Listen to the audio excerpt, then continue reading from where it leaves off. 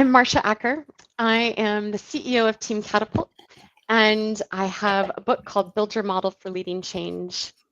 And I think happiness to me is a warm cup of coffee, a beautiful sunrise, and the view of some blue water, whatever that might look like. Podcast is brought to you by Podman. At Podman, we help podcast hosts manage, market, and grow their podcasts. For more info, go to trypodman.com. Welcome. You're tuned into the Happy AF Show, your weekly ticket to a world brimming with joy, energy, and positive vibes. Are you ready to dive into stories that uplift, strategies that empower, and tips that can transform your day from blah to brilliant?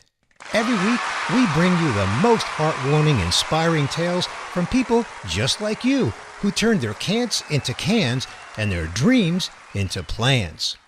Whether you're commuting, working out, or just lounging at home, the Happy AF Show is your go-to source for all things happy. Together, we'll explore the corners of happiness, from the simple pleasures of everyday life to the grand gestures that make life worth living. So buckle up, dear listeners, as we embark on this joyous journey. Get ready to laugh, learn, and maybe even shed a tear or two of joy. This is the Happy AF Show, hosted by Phil Gerbishak, ready to guide you through another incredible episode. Let's get Happy AF now. Let the show begin.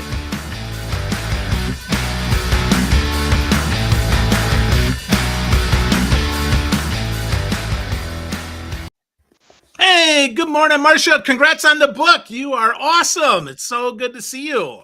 Thanks, Phil. It's great to be here.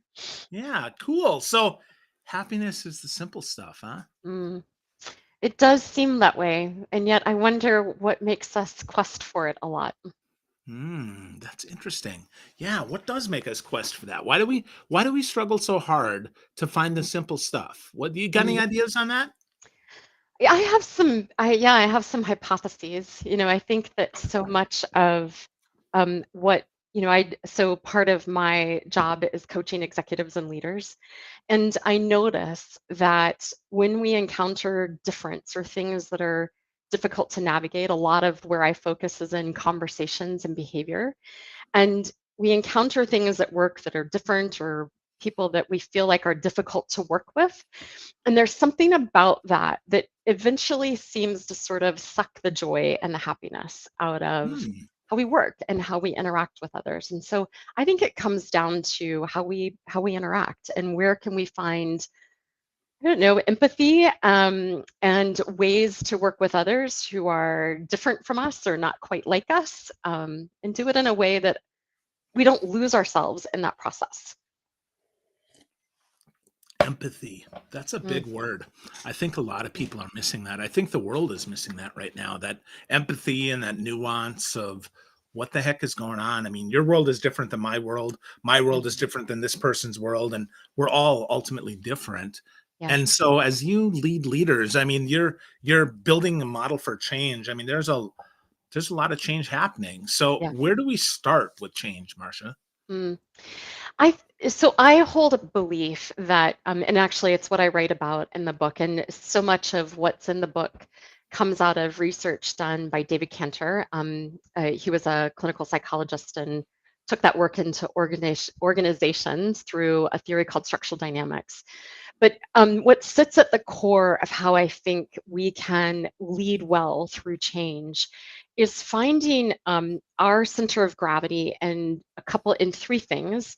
The first is what's my own model for how I lead? What is my leadership? What does my version of leadership look like? What does my behavior look like? What's my model for behavior?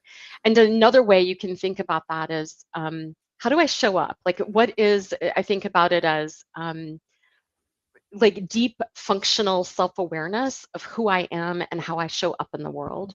And then that informs how I behave and interact with others. So a model for leadership, a model for behavior, and then a third model that defines my model for living. So the primary question underneath of that model is, what does it mean to live a life worth living? And I think it's the intersection. You can think about those three things almost as a Venn diagram of when we're able to be super clear about at least those three primary questions. I think it informs how we lead change. And there is no lack of change in our world. I think we could all agree with that. I don't think it's going to get any less. If anything, I think it's the pace is going to continue. And I find that to be the thing that so many leaders are challenged with is reacting, which is where, I think many of us end up when we don't have a solid foundation in how to respond. So really clear awareness of self, awareness of how we want to show up, and then actually how we are showing up. And then how we balance that with how we're living and how do we not lose ourselves in that process. So I think those three primary questions are a bit of the quest. They don't have easy answers either. Yeah, I was going to say, yeah, there's nothing easy about any of those. My model for leadership, my vision for that, and how I show up is tough. And then we include then how do I live? I mean, that's one of the things that I wanted to make sure we talk about today in your book. You've got, Yeah. do you live to work or do you work to live? And I think so many of us, well, we'd all say, no, I work so that I can have a better life. Yeah. I don't think that's true. I think that if we look at our calendars, I think that's a lie. We live so that we can work more. Is that what you find in your executive coaching as well? I do. And I even find it in my own, it's been my work to do as well. So I care a lot about what I do. I'm quite passionate about it. I think, I wouldn't argue that those are, you know, maybe their strengths overused because I get a lot of energy from what I do. But my challenge has always been to not to set boundaries and stick to the boundaries and to not let work consume or override or bleed into things that bring me joy and happiness, carving out that space. I love to start mornings with a journal, a cup of coffee, and a sunrise. Like, I think there's no better way. But carving out those spaces so that I'm not, running a racket just over on work. Yeah. Wow. So did that come about because it had to come about? I mean, are you just naturally a morning person, or how did you start that practice? Because that's a great practice. But I'll tell you, my mornings are not often that structured. I'm Yeah. getting up. I got to get my kid going. I Yeah. got to make sure the dogs are out so they don't crap in the Yeah. house. I mean, like, holy crap, here we go. And now, oh my gosh, it's 8:20 and I got to get them out the door. Yeah. I have all of those things too. I have a 15-year-old. I have certainly who has to be out the door at 6:45 for the bus. I, I would love to have a voice in what time the local high school starts. But I think the balance for me is what I've watched and learned just in my own practices. When I can start my day with a little bit of intention and a little bit of clearing my mind, my day goes so much better. So it means I do get up earlier. I am a morning person. I might not be quite as early of a morning person if I just sort of naturally did it, but I crave even if it's just 20 or 30 minutes of space to have a bit of a slower start. I often say, like, if I oversleep and I'm rolling out of bed, I feel like I'm on the back of my heels all day long, just sort of trying to get up and catch up. But that's me. I think it's about finding what works for each of us, and what does it look like to carve out space. I just know my day goes better when I start that way. And there are mornings where it doesn't happen. And when that happens, I don't make it an issue. It's not about, berating myself over the fact it didn't happen. I just start again the next day. I think, yeah, the kind of the idea of don't miss twice, right? So Yeah. hit it, and then, okay, I missed tomorrow, but I got to make sure that I get to that the next day. Do you follow that same practice and ritual on the weekends as well, or do you cut yourself some extra slack, or what happens? Yeah, it's a good question. I still enjoy it on the weekends. Although on the weekends I tend to have a little bit longer of a period of time before the rest of my house gets up and running. So yeah, I can start reading a book that I enjoy, or I can do a little bit extra with that time. But it's not like I have to it's not time driven on the weekends. And I think that's what makes it a little bit more leisurely. Yeah. Yeah, that's for sure. Yeah. That's for sure. Well, you said a big word earlier that I want to dive Mm, into, and that's boundaries, mm, especially for leaders, right? My team needs me, my customers, whether they're internal or external, need me. yeah. My leader needs me. How do we set those boundaries so that Mm, we're not losing who we are? yeah. I think boundaries is a great way to think about. I'm a big fan of principles and defining principles for yourself. And so that's actually a big part of what I mean when I say defining your model for living and defining your model for leadership. And then also defining your behavioral model, because in each of those, in the work to do that, I will start to find things about, yes, so for example, somebody needs me. It's great to be needed. And if we're really intentional and thoughtful about that, and we've done the work to kind of map out, all right, so what does my leadership look like? Well, ultimately, I think that leadership happens for me, and my model of leadership is to grow other leaders. I don't view leadership as a positional characteristic. I see it as something that we all have access to. And so if that principle, help being really clear about that and being clear that that's in my model for leading. So when someone says, hey, I have a fire and I need you right now, I get to sort of run it through the clarity of, well, how do I want to respond to that? And if I respond in a really quick way that just has me, break a boundary that I've set with myself and cancel personal plans to go hop into something or take over, or allow a phone call or meeting to take over something else I was already doing. Well, now I'm sort of out of resonance or balance with my own principles. And it's not that I won't ever do that, but I want to be intentional about when I do it so that I'm not reacting to everything that comes. I think it's really easy to get lost in and I think this is true for leaders today, just get lost in the reacting and doing. Um, the metaphor I use, so years ago, a very early boss said to me, it was a tough time. It was a small startup. I was director of operations. We were working long hours, and I was complaining to him late one evening, and he said, "You are running down the road telling me you're too busy to get in the car."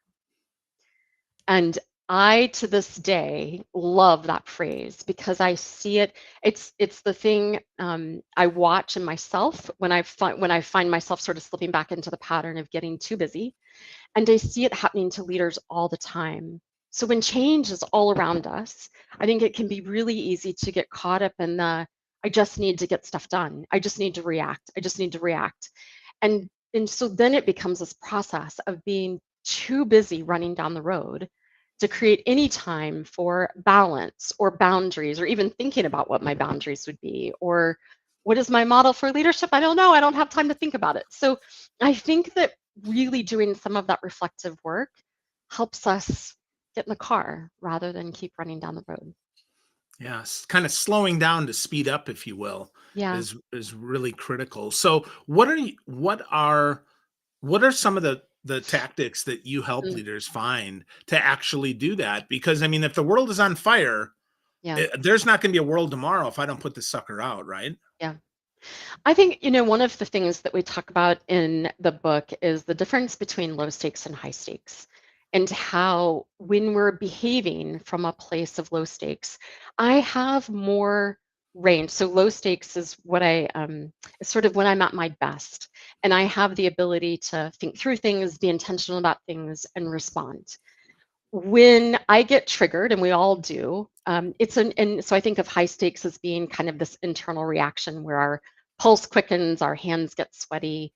And when we're allowing others to sort of trigger high stakes for us, either by their emergency or they say something that really just rubs us the wrong way, or we feel like there's pressure from all sides. I think any of those situations, we can find ourselves in high stakes. And by the way, um, I have a hypothesis. I don't have the research yet to back it up, but I have a hypothesis that in our businesses today, in the workplace, I think that many of us spend a majority of our time operating from high stakes and living life at that sort of stakes risen way. It's when we're not at our best. We get short with people. We respond in a curt manner. I often say sometimes leaders that live their lives in high stakes a lot will leave a wake behind them where Mm. it can feel like there's just there's some damage control to do. So I think tactics wise, I often ask leaders to start paying attention to what's the difference between low stakes and high stakes. And when you notice you're in high stakes, what's something that you can do just to first lower the stakes? Because if we continue to act from a place of high stakes, all we do is just ratchet one another up, actually.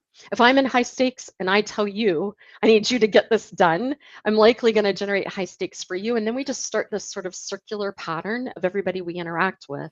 We're raising the stakes. So I often say to leaders, find the thing. So for me, sometimes it's just taking a break and going outside and walking around for 2 or 3 minutes, even something that small.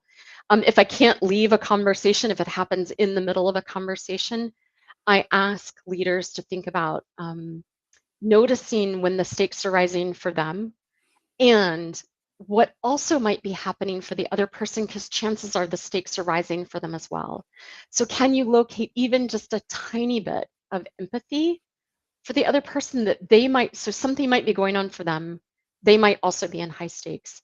And could you ask maybe one small question about it? Like, what's happening for you right now? Or it sounds like this is super important. Can you tell me more about what makes it important or what makes it an urgency? So something that begins with a bit of curiosity rather than um, a more high stakes response. Does that make sense? Yeah, yeah. Instead Mm, of being directive yeah, and telling us what to do, you're suggesting that actually we be present and we try to get curious and figure out, so what's behind this as opposed to what's going on. yeah, Am I saying that right? yeah, yeah. Perfect.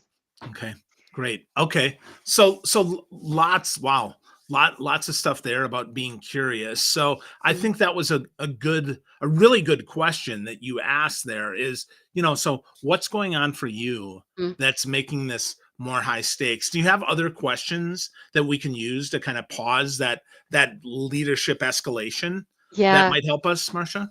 that's my favorite question. I use it whether I'm facilitating, I use it whether I'm in a one-on-one conversation. So anytime I find the stakes rising for me, I will often ask, what's happening.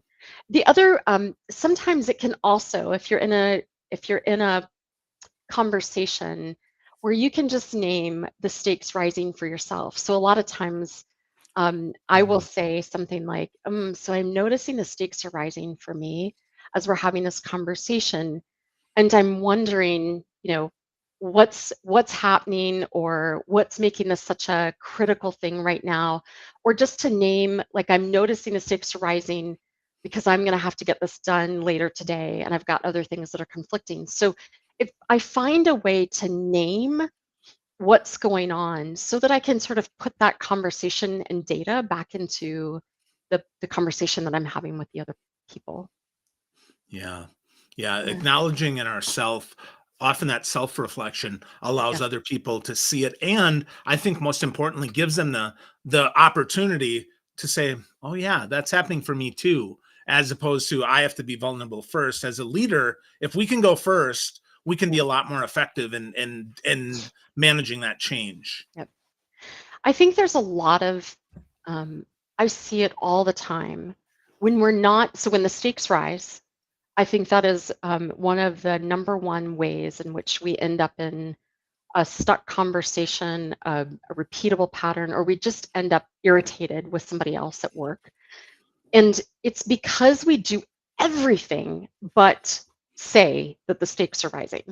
So we go, if I watch leaders do this all the time. They're in a conversation, they're getting frustrated about something, or the stakes are rising, and so they make different moves. They try to fix things, or they try to fix it or solve the topic that's on the table, rather than to say, "Hey, like this isn't landing well for me. Can we talk about that for a moment?"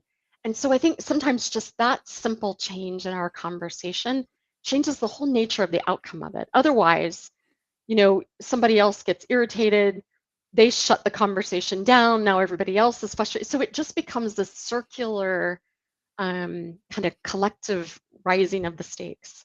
Yeah. It's a big So, component. yeah, I agree. I agree. So imagine I'm a new leader though. Mm, I don't know really maybe even that the stakes are rising. Can you help me understand how I might feel the stakes rising? Is it the quickening of the pulse? Is it almost like it's going to be a crucial yeah. conversation, or what's there? I think so I often ask leaders, I'm a big fan of journaling. So I ask leaders to go get themselves a journal and just have it sitting on your desk so that you can be in an interaction with someone and do just a tiny bit of reflection afterwards. So indicators that that the stakes are rising for you, you become frustrated by it, or you're angry, or one of the best ways is if you want to leave that conversation and go complain to someone else about the other person, that's another indicator that the stakes are rising and that you likely held back saying something that really needed to be said in that conversation. Ooh, wow. Wow. So what do we do about that? Like I mean, can I say, Marsha, you're pissing me off. What's going on here? Right? I mean, what do Yeah. I say? Well, that would be you saying it from a place of high stakes, right? Okay. Um, which is the piece about, I think the first step is number one, I say all the time, awareness precedes choice, precedes change. So the first thing I want leaders to do is to develop the awareness muscle. Can you start to notice when the stakes are rising? That's number one. And even if it's in reflection, like it's happened and it's after the event. So I think that's probably the easiest place to start is, do you want to complain about that person after you left and tell someone, that wasn't in the meeting about how wrong the other person is? That's a good indicator. Another indicator is that you end up feeling like you're having the same conversation over and over again. So if you find yourself repeat it, like thinking, we were just here last week, like, didn't we solve this?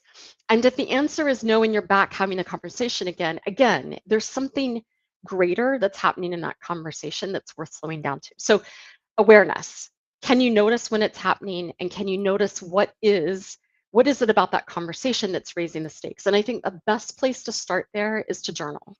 So even if you walk out of that session, find yourself a blank sheet of paper and take 3 or 4 minutes to just free write. What is the most annoying thing about that conversation or about that person? What were they doing? And more importantly, what is it about them that is raising the stakes for you? So I think that's step number one. And then step number two is, can you start to notice that happening more in the moment? So I think as soon as we become aware of what is raising the stakes for us, I've had leaders tell me that that's probably one of the most freeing concepts that they've learned, is to start to notice when the stakes are rising in the moment. Because that's then when we can catch sight of something, awareness. And now I can think to myself a little bit more intentionally, okay, the stakes are rising. Um, the stakes also might be rising for the other person because they're being pretty demanding about this request.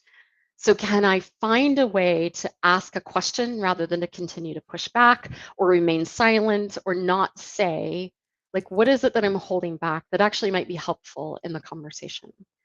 I think there's often times where we are thinking something but not saying it. Now, if we think it and say it from a place of high stakes, that tends to make things, it just continues to sort of propel the high stakes conversation. But I think the biggest change can be if we could lower the stakes for ourselves for just a moment. So the other thing you can say, just as a strategy, you can say what's going on for you. You can say, and notice the stakes are rising. Can we talk about this for a moment? Another way might be, if you really do need some space, is to just say, this seems like a really important conversation. I'd like an hour to think about it, or I'd like to think about it overnight and circle back around, so that we've got a defined moment in time that we're going to come back. Can we touch base tomorrow morning and pick this up where we're leaving off? Like, if you really feel like you just can't find your words and need a bit more space to think, I think asking someone to pause and be able to circle back around to it later in the day or the next day. Mm, The that's so goal good. is to lower the stakes. I think that's step number one. And awareness helps, journaling helps, starting to notice, like what's happening for you. And then there's obviously more work to do, but that's a really good place to start. Yeah, working from a place of anger and frustration seldom are Yeah. seldom are positive outcomes. They often just end up ticking off the other person, and my energy amps your energy up, and we Yes. just keep We going. feed one another. Yeah. Yeah, we do. We do. So with that, we were talking a little bit there about new leaders, and you wrote a new series here about the leader's edge, a 7-part Yeah. series about how to thrive as a newly promoted leader. It's a fable series, which makes it super easy to read. So can you give us a little taste of where to get started as a new leader and how we can thrive if we're a newly promoted leader? Yeah.